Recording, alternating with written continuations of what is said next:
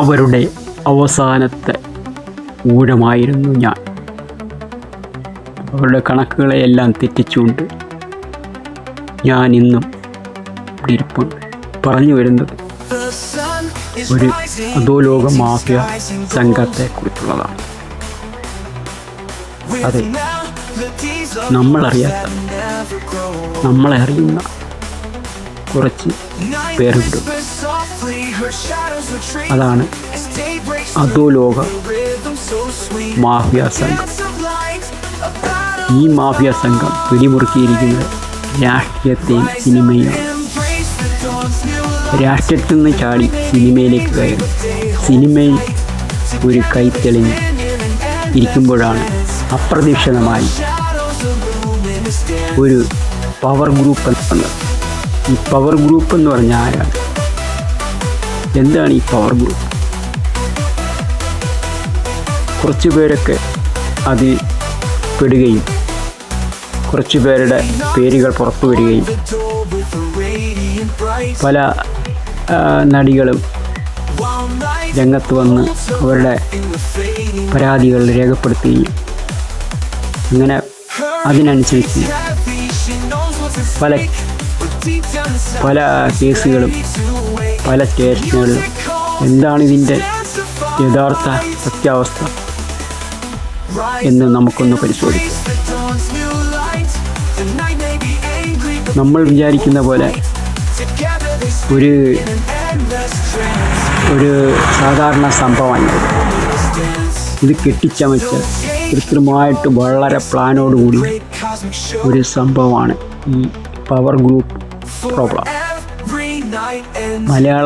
മലയാള സിനിമയിൽ വന്ന് അവസാനിച്ചെങ്കിലും ഇന്നും അതിൻ്റെ പുക കെട്ടടങ്ങിയിട്ട് പല പ്രമുഖരെയും അവർ ഉന്നം വെച്ചു.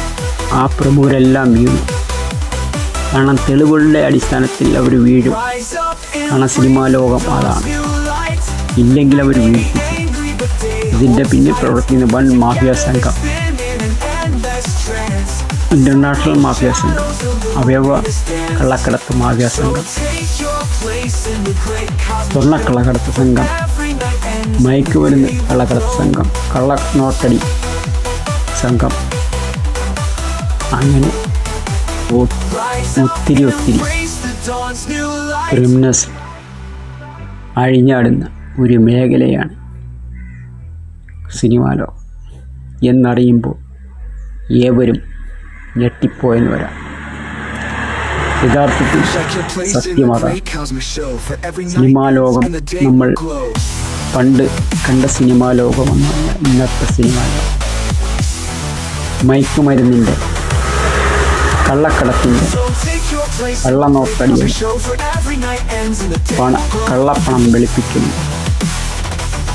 എന്ന് വേണ്ട സെക്സ് റാക്കറ്റുകളുടെ ഒരു ശൃംഖല തന്നെ ഇതിൻ്റെ പിന്നിൽ ഉണ്ടെന്നുള്ളതാണ് വാസ്തവം.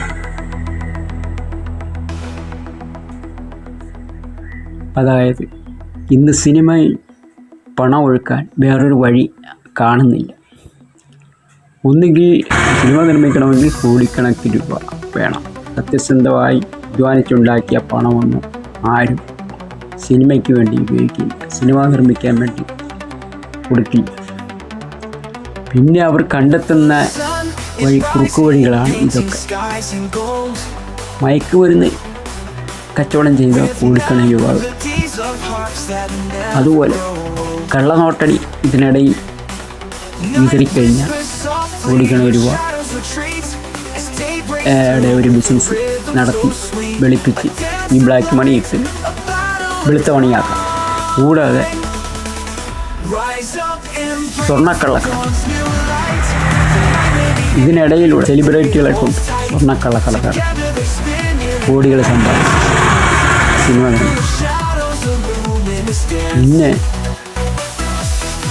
സെക്സ് റാക്കറ്റ്, സെലിബ്രിറ്റികളെ പറഞ്ഞു വിട്ട് ബൊമ്പം പണച്ചാക്കുകളെ വീഴ്ത്തി കോടികൾ കഴിയാൻ ഇതുകൊണ്ട് സാധിക്കും. അതാണ് സെക്സ് മാഫിയയുടെ ഒരു പ്രവർത്തനം. അങ്ങനെ കോടികൾ സമ്പാദിച്ച് സിനിമ നിർമ്മിക്കും. ഇങ്ങനെ സിനിമ നിർമ്മാണത്തിന് വേണ്ടി ഉപയോഗിക്കുന്ന പണം മുഴുവൻ ഇല്ലീഗലാണ്. നേരായ ഒരു വഴി ഇല്ലെന്നുള്ളതാണ് സത്യം.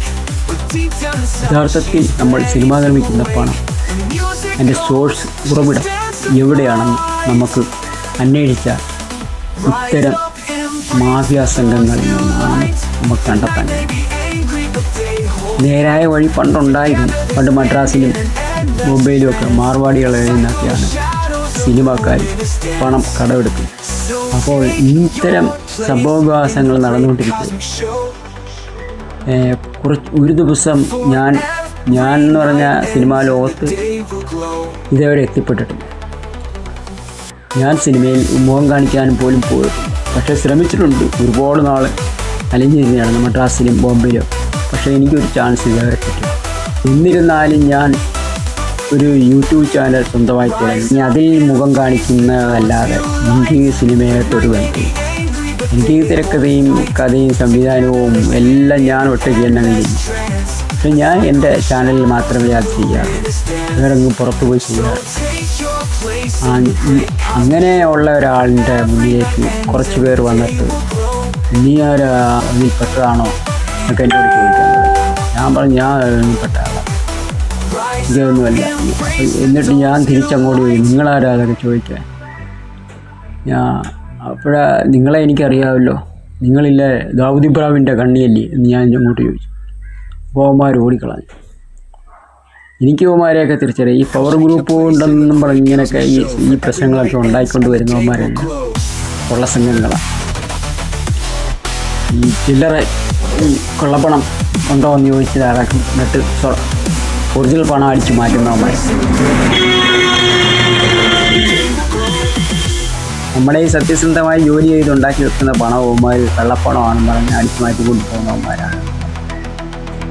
ഇവന്മാർ കൊള്ളയടിക്കാൻ സമയമില്ലാത്തതുകൊണ്ട് വരും നമ്മളെ പാവപ്പെട്ടവരെ സത്യസന്ധമായി ജോലി ചെയ്ത് ഉണ്ടാക്കി വെക്കുന്നത് കള്ളപ്പണമാണ് പറയും. എന്നിട്ട് പറഞ്ഞ് അടിച്ചു മാറ്റിക്കൊണ്ടുപോകും. ഇതേപോലെയാണ് ഇപ്പോൾ ആ ഒരു സംഭവം തന്നെയാണ്. പണത്തിനും പ്രശസ്തിക്കും വേണ്ടി പലരുടെ മുഖം കരിവാരിത്തേക്കാൻ വേണ്ടിയാണ് ഇപ്പോൾ അമ്മാരൊരു ദുഷ്പ്രചരണം നടത്തിക്കൊണ്ടിരിക്കുന്നത്. ശരിക്കും പറഞ്ഞാൽ പവർ ഉള്ള ചില ആൾക്കാരുണ്ട് സിനിമാ ലോകം.